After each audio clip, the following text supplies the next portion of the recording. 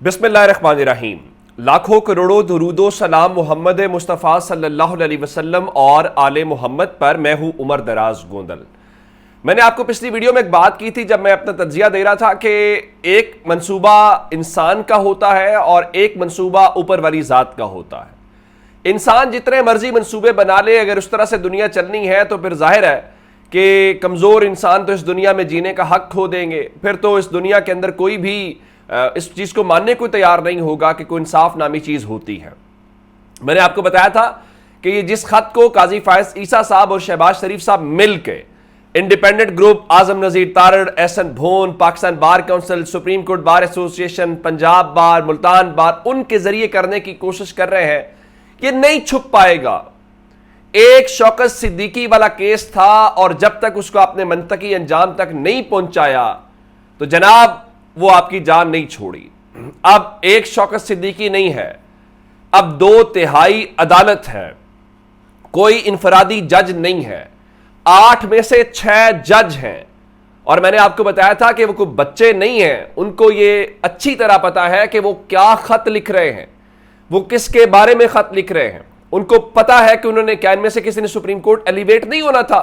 कौन नहीं supreme court का जज बनना चाहता। उनको पता था कि करेंगे तो उनके रास्ते के अंदर रुकावटें नहीं, दीवारें खड़ी कर दी जाएंगी। उनको अपनी फैमिली का आखिर उन्होंने सोचा होगा कि इससे ज्यादा क्या हो सकता है कि आपकी फैमिली की निजी वीडियोस रिकॉर्ड कर ली जाए, आपके घर वालों जो कुछ भी हुआ। लेकिन इनका ख्याल था, काजी साहब की शहबाज शरीफ साहब से मुलाकात हो गई, काजी साहब ने कहा बिल्कुल मुदाखलत बर्दाश्त नहीं करेंगे, उनका बिल्कुल मुदाखलत नहीं करेंगे, और कहा हम आपके हर काम में आपके साथ हैं। और तो और छोड़िए, कमीशन बनाया, कमीशन बनाने के साथ ही उस एलामिये में लिखा कि ये इल्जामात जजेस के नामुनासिब है। और भाई अगर नामुनासिब है तो क्यों बना रहे हैं कमीशन, क्यों कर रहे हैं तहकीकात। लेकिन अब असल खबर है उन 6 जजेस के मुतालिक। कल से एक खास मीडिया, कुछ तर्जुमान हैं, कुछ PRO हैं सुप्रीम कोर्ट के, कुछ जजेस से मुराद कोई ऑफिशियल नहीं है, किरदार इस तरह का अदा करते हैं, और नून लीग से जुड़े सोशल मीडिया अकाउंट्स हैं, नून लीग के वो सहाफी हैं जो जाहिर है नून लीग का, उनको वो आमीन कहते हैं हर बात के ऊपर। वो कल से ये कहना चाह रहे हैं, देखा काजी साहब ने और शहबाज शरीफ ने मिलकर कैसे गुब्बारे में से हवा निकाली है। अब वो जजेस माफिया मांगने पे आ गए हैं। कुछ जजेस तो मुकर गए हैं कि मैंने दस्तखत ही नहीं किए, कुछ तो बस ये है कि अब तो फंस गए, अब कैसे साबित करेंगे। उनके लिए खबर है, ठंडा पानी पिए, लंबे लंबे सांस लें, ज्यादा से ज्यादा वॉक करें, क्योंकि आपका ब्लड प्रेशर बढ़ सकता है किसी भी वक्त। आपके लिए परेशानी की खबर है। आपके लिए परेशानी की खबर यह थी कि नंबर 1 उन जजेस ने खत लिखा, आप सोच भी नहीं सकते थे, क्योंकि काजी साहब शौकत सिद्दीकी साहब को उन लोगों के खिलाफ इंसाफ दे सकते हैं जो रिटायर हो चुके हैं। उसके बाद काजी साहब जुल्फिकार अली भुट्टो के केस के अंदर उस मामले में तो इंसाफ दे सकते हैं जिनके खिलाफ देना था वो फौत हो चुके हैं। काजी साहब ने क्या भुट्टो साहब के फैसले के अंदर बताया कि अगर फेयर ट्रायल नहीं हुआ था तो किस बुनियाद के ऊपर नहीं हुआ था? क्या काजी साहब ने हमें बताया कि शौकत सिद्दीकी साहब को किन लोगों ने निकाला या किन लोगों की वजह से सब कुछ हुआ? मैं आपको सिर्फ एक चीज दे के फिर खबर की तरफ लेके जाना चाहता हूं। वुसअतुल्लाह खान जो है एक BBC के जर्नलिस्ट हैं, कॉलम निगार हैं, बड़े पाकिस्तान में अगर मैं ये कहूं जिनके बारे में मैं ये जसारत कर सकता हूं कि हकीकतन सहाफी हैं, ईमानदार सहाफी हैं, गैर जानिबदार सहाफी हैं, तो शायद बिला तफरीक पाकिस्तान के तमाम तबके कहेंगे कि जनाब वुसअतुल्लाह खान साहब हैं। वुसअतुल्लाह खान बात से बात तक नामी एक मजमून या कॉलम लिखते थे BBC उर्दू के ऊपर, जो हर इतवार को आता है। इस इतवार को उनके 26 साल का वो जो लिखने का सिलसिला है उसका आखिरी कॉलम आया। आपको पता है इस कॉलम के अंदर उन्होंने इन जजेस के खत को क्या कहा? उन्होंने कहा है कि इन जजेस के खत को पाकिस्तान की अदलिया का 9/11 करार दिया उन्होंने। इससे कोई बड़ी बात हो सकती है, लेकिन काजी साहब क्या ही शानदार है। अब उसकी तफसीलात आ गई है। खबर मैं आपको दे देता हूं।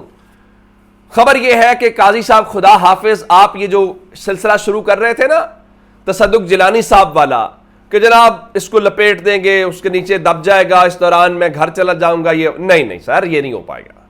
ये बहुत बड़ा मामला है। आप जानते हैं कि 300 से जायद जो लोग हैं वुकला हैं, और ये तमाम कहा यह जाएगा ये वुकला उस वक्त कहां पे थे जब काजी साहब के साथ ये हो रहा था, शौकत से, ये तमाम वुकला वो लोग हैं जो काजी फायज ईसा साहब के साथ खड़े रहे उस वक्त जब उनके खिलाफ ये सब कुछ हो रहा था। मैं नाम ले देता हूं आपको। तसद्दुक जिलानी साहब जो इंक्वायरी कमीशन के सरबराह हैं, उनका बेटा साकिब जिलानी इसमें शामिल है, इसमें मोइज जाफरी शामिल है, इसमें सलमान अकरम राजा शामिल हैं, इसमें ये जो असतूर की वकील है ईमान मजारी वो शामिल हैं। बाकी सब वो तमाम वकीला, तमाम बड़े नाम जो काजी साहब के साथ खड़े, उन्होंने खत लिखा है सुप्रीम कोर्ट को, उन्होंने उन जजेस को बहादुर कहा है और कहा है कि 184(3) का इख्तियार इस्तेमाल करे, सुप्रीम कोर्ट इस मामले को टेकअप करे। यह मामला दब नहीं पाएगा। Supreme court bar association, Punjab bar council, Pakistan bar council, ये सबको पता है ये कौन है। ये आजम नजीर तारड़ साहब है, ये एहसन भून साहब है। सर नहीं चलेगा। वो कह रहे हैं कि लगाएं, यही सियासी जमातें करिए, लेकिन खबर अब क्या है, अब उन जजेस का क्या इकदाम है जिसको मैं चंद चढ़ाना कह रहा हूं। चंद चढ़ाने का मतलब है सारी दुनिया देखेगी। अब ऐसे नहीं होगा कि आप एक रुकनी कमिश्नर बना दें उसके पीछे नो नो नो नो, ये नहीं सर होगा। मैं आपको बता रहा हूं कि उन जजेस में से एक जज भी, ये गलत खबरें हैं कि उन्होंने कंप्रोमाइज कर दिया है, वो डर गए हैं, वो हट गए हैं, गलत खबरें हैं। और मैंने आपको बताया था वो वसीम की खबर जो थी जिसमें वो कह रहे थे कि 7 जजेस ने कहा था कि इसको हुकूमत के पास इस मामले को ना भेजें, अदलिया खुद इस मामले को हैंडल करे। और वहां पे जब ये कहा गया कि जनाब वो जजेस बहादुर हैं तो काजी साहब को गुस्सा आ गया। लेकिन अब इससे भी बड़ी खबर है। इससे बड़ी खबर यह है कि काजी साहब ने जब उन जजेस से मुलाकात की जिसका सुप्रीम कोर्ट के एलामिये में जिक्र किया गया है कि वो रिहायशगाह के ऊपर हुई, तो दावा करने वाले लोग कह रहे हैं, मैं बताता हूं आपको ये दावा किसका है, कि काजी साहब ने उन लोगों को ये कहा, उन 6 जज साहबान को, उनकी तारीफ नहीं की या उनको यह भी नहीं कहा कि अगर आपके साथ गलत हुआ है तो मैं आपके साथ हूं। काजी साहब ने उनको कहा तुम लोगों ने मेरी पीठ में छुरा घोंपा है। किस बात का छुरा? आपका क्या ताल्लुक? उन्होंने आपके ऊपर तो कोई इल्जाम नहीं लगाया। आप इंसाफ नहीं दे सकते, ना दें। काजी साहब हौसला और हिम्मत तो ना तोड़ें, हौसला शिकनी तो ना करें।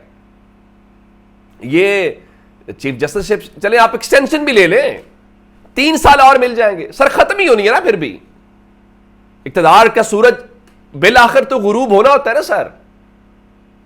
उसके बाद भी तो इंसान को अपने आप से खुद एहतसाबी करनी पड़ती है। अब ये हो गया जी, वो कोई कंप्रोमाइज नहीं कर रहे, ना वो झुके हैं ना वो पीछे हट रहे हैं, उस कंटेंट के साथ खड़े हैं, उस खत के साथ खड़े। अगली खबर परेशानी की क्या है जनाब? इस्लामाबाद वालों के लिए परेशानी की खबर यह है कि उन 6 जजेस ने अगले मरहले में अपनी जो पिटीशन है वो सुप्रीम कोर्ट के अंदर दायर करने का फैसला कर लिया है। कैसे? आपको याद होगा काजी फायज ईसा साहब के खिलाफ जब सुप्रीम जुडिशल काउंसिल के अंदर एक रेफरेंस आया था तहरीक इंसाफ के दौर में, जो कि तहरीक इंसाफ अपनी गलती मानती है, उस रेफरेंस के खिलाफ क्या काजी फायज ईसा साहब ने पिटीशन दायर नहीं की थी? दायर की थी। क्या वो पिटीशन ओपन कोर्ट में नहीं चली थी? चली थी। क्या टेक्निकल ग्राउंड्स के ऊपर वहां काजी साहब को रिलीफ नहीं मिला था? मिला था। नंबर 2, क्या शौकत सिद्दीकी साहब ने सुप्रीम कोर्ट से रुजू नहीं किया था? पिटीशन के जरिए या अपील के जरिए किया था। क्या उसके जरिए उनको रिलीफ मिला? जी मिला। क्या रिलीफ मिला? जी उनको बहाल तो नहीं किया जा सकता, 62 साल उनकी उम्र हो चुकी है। तो अब इस तरह से है कि उनको उस वक्त तस्वुर किया जाए कि वो रिटायर है, वो बरतरफ नहीं है, उनको बरात करोड़ों रुपए की वो भी मिल जाएंगी। तो इन 6 जजेस ने यह फैसला कर लिया है, चूंकि उनका पहला स्टेप तो यही था कि उन्होंने बड़ों को यह खत लिख के कहा कि जनाब देखिए हमारे साथ ये हो रहा है, तो आप मेहरबानी कीजिए और आप सुप्रीम जुडिशल काउंसिल के जरिए हमें गाइडेंस दे दें। अब आप गाइडेंस नहीं दे सके, अब आप पतली गली से निकल गए हैं और आपने हुकूमत के पास भेजा उन जज साहबान को। उन्होंने ये फैसला कर लिया है कि वो सुप्रीम कोर्ट में एक 184 सब क्लॉज 3 के जरिए पिटीशन दायर करेंगे। ये वही पिटीशन है जिसका मुतालबा उन 300 वुकला ने किया है। ये वही पिटीशन है जिस तरह का मुतालबा तहरीक इंसाफ कर रही है। मेमो गेट कमीशन काजी साहब ने खुद सुना था, उसका हवाला दे रहे हैं हाजिर सर्विस जजेस के जरिए। मेमो गेट के अलावा इलेक्शन कमीशन दस्तन नासिर मुल्क साहब वाला, उसका हवाला दे रहे हैं। और आपको याद रखना चाहिए कि आज लाहौर हाई कोर्ट के अंदर लाहौर बार एसोसिएशन के तहत एक जुडिशल उनका जो वुकला का कन्वेंशन है वो होने जा रहा है। उसके अंदर वो क्या करेंगे? यही मुतालबा करेंगे। अच्छा, एक बात तो हो गई है, तो क्या वो जो जज साहिबान हैं पिटिशन दायर करेंगे उसमें क्या कहेंगे? उसमें वो कहेंगे हमें ओपन कोर्ट के अंदर सुना जाए, दूध का दूध और पानी का पानी हो जाए, नंबर 1। नंबर 2, वो मुतालबा करेंगे कि काजी फायज ईसा साहब जो चीफ जस्टिस हैं वो और सुप्रीम कोर्ट के सेकंड इन कमांड जो है सीनियर जज जस्टिस मंसूर अली शाह साहब, ये दोनों जजेस इनको छोड़ के बाकी फुल कोर्ट बना दिया जाए। आपको याद होगा ये पीडीएम भी तो मुतालबा करती रही थी कि बंदियाल साहब को और इन जजेस को निकाल दिया जाए, फुल कोर्ट बना दें। वो जजेस भी यही कहेंगे, काजी साहब को, मंसूर अली शाह साहब को निकाल दें, फुल कोर्ट बना दें। क्यों निकाल दें? इसलिए निकाल दें कि जनाब इन्होंने शहबाज शरीफ से मुलाकात की है। हमारा इल्जाम या हमारा मुतालबा यह है कि एग्जीक्यूटिव जो है वो मुदाखलत कर रही है, ज़ाहिर इदारे ये तो आगे उनके है ना, तो हमारे काम में मुदाखलत हो रही है। तो जब आप एग्जीक्यूटिव के साथ मुलाकातें करेंगे, उनके साथ चीजें तय करेंगे, तो आप तो पार्टी बन गए हमारे खिलाफ, तो आप हमारा केस ना सुने। चले, ये मामला भी हल हो गया। अब फुल कोर्ट बनती है कि नहीं बनती, तो इस सिलसिले में उन्होंने कहा जी जितने भी जजेस बैठ जाए, 3 बैठ जाए, 5 बैठ जाए, 7 बैठ जाए, 9 बैठ जाए, लार्जर बेंच बन जाए, लेकिन हाजिर सर्विस जजेस के सामने ये मामला हो, ओपन कोर्ट के अंदर हो। अब एक शौकत सिद्दीकी, उसके बाद एक काजी फायज ईसा, हुजूर अब 6 जजेस हैं। अब आप ये भी नहीं कह सकते कि जज अदालतों में अपने केस सुनेंगे, केस लड़ेंगे। काजी साहब उससे केस सुनते थे या केस लड़ते थे? तो अब उसके बाद वो जज साहिबान जो है एक पिटिशन जो दायर करेंगे, ये अगले बस आने वाली है, उसके साथ वो चैलेंज करेंगे इस इंक्वायरी कमीशन को जो तसद्दुक जिलानी साहब की सरबराही में बनाया गया। मेरे ख्याल से अब तो तसद्दुक जिलानी साहब को आगे बढ़ना चाहिए, उनको इस स्टेप से माजरत कर लेनी चाहिए। जब उनका बेटा खत बयान जारी कर रहा है कि भाई ये काबिल कबूल नहीं है, तसद्दुक जिलानी साहब को नहीं समझ आ रही कि जनाब ये गंद में हाथ डालने वाली बात है, ये सुप्रीम कोर्ट ही सुने, हाजिर सर्विस जजेस ही सुने तो बात बनेगी। ये खबर का क्रेडिट फहद शहबाज खान का है, उन्होंने ये बहुत बड़ी खबर ब्रेक की है, और इस सारे सिनेरियो के अंदर मेरे ख्याल से ये इस वक्त की सबसे बड़ी स्टोरी है, क्योंकि जितना मंसूबा, जितना प्लान बनाया गया था, ये उसकी जई तई फेरने के लिए काफी है। और अब जो हुकूमत और बाकी लोग हैं जो अपनी तरफ से ये चीजें कर रहे थे, शहबाज शरीफ साहब जो हैं, उनको अंदाजा हो जाएगा और कि मामला ऐसे नहीं चलेगा। और इमरान खान की जमात तो ऑलरेडी इस बारे में ये मुतालबा कर रही थी और वो खड़े भी थे।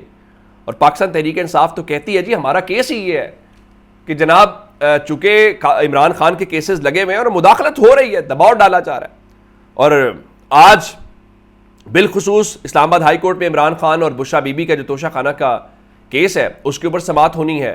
और उसके अलावा आमिर फारूक, गुल हसन और अगज़ैम, ये दोनों वो जजेस हैं जिनका ख़त से कोई ताल्लुक़ नहीं है, मतलब उन ख़त के ऊपर कोई दस्तखत नहीं किए, तो वो सब कुछ करेंगे। तो अब मेरा ख्याल ये है कि अब जब ऐसे में अब इस मसले का हल निकालना चाहिए। और ख्वाजा आसिफ साहब फरमा रहे थे कि पाकिस्तान जो है वो दिवालिया हो चुका है और हम पाकिस्तान के लोगों को फौरी तौर पर रिलीफ नहीं दे सकते। ये दिवालिया होने का बयान हुकूमती वजीर दे रहा है।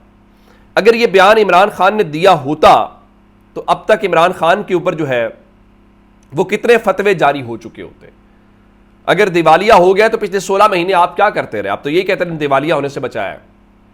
अवाम को मुबारक हो कि नई आने वाली जो हुकूमत है जिसने उस मुश्किलात कम करनी है, पेट्रोल जो है 9 रुपये और 66 पैसे रात उन्होंने बढ़ा दिया है। अपना बहुत सारा ख्याल रखिएगा। खुदा हाफिज।